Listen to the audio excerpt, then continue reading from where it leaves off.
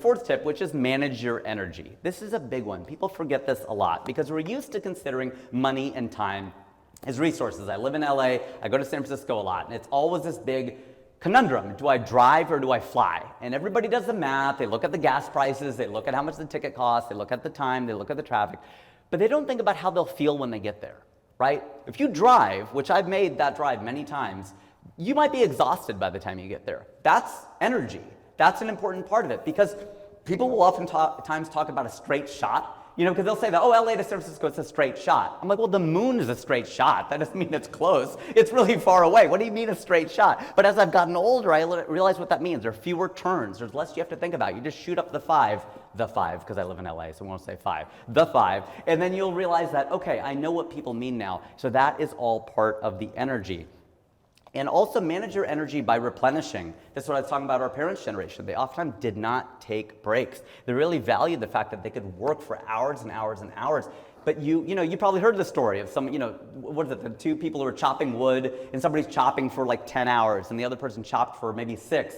But she chopped way more wood than the person over here. Why? Because she sharpened the saw. Right? She would go and she would sharpen the saw. That's what relaxation time is. That's what vacation time is. One of my brothers, one of the ones I showed you there, Vikas, he's a VP of Heineken in New York City, so he has a lot of fun. And he has a theory on this, not just a theory, a practice on this. He always has his next vacation booked. Even if it's 6 months out, he loves having it on his calendar. He put the money down, it makes it real. Back to Ernest Hemingway. I love this man. He said, know when to stop. He would actually literally stop in the middle of a sentence so he knew where to pick it up the next day. You could do that. You could do that when you're writing a recommendation or a report or a letter or anything like that. You may not be writing The Old Man and the Sea, but you could use this when you're writing your next memo. Just start the next section and you'll return with a lot of momentum, a lot of energy.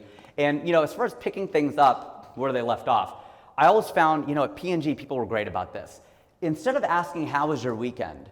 They would say, oh, how was your daughter's soccer match on Saturday afternoon? They remembered that, from Friday to Monday, and that was a really great way to build relationships, to keep that momentum going from one week to the other. It was way more effective. I was single, so they were like, oh, who was your designated driver on Saturday night? That was more my question that was directed my way. I didn't have a daughter at that time, still don't, that I know of. But at any rate, I do have a son, though, a 3-year-old son, so